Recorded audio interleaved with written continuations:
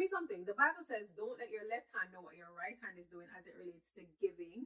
However, I notice on social media that a lot of people are in the habit of recording and showcasing their acts of kindness on the internet. Is it that they're in direct defiance to that scripture, or is that type of behavior very necessary in today's world? Well, it depends. If your motive for giving is to bless the person, then you won't have a problem being incognito, so to speak.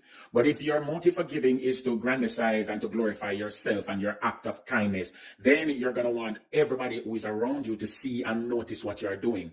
The Bible isn't wrong when it says don't let your left hand know what your right hand is doing, because giving should be an act of service to bless the individual that receives it. The Bible says when you do something in secret, such as giving and blessing somebody else, God who sees what you do will reward you publicly. But those who act and do these things publicly, that big up that them looking is actually the reward that them get. Oh.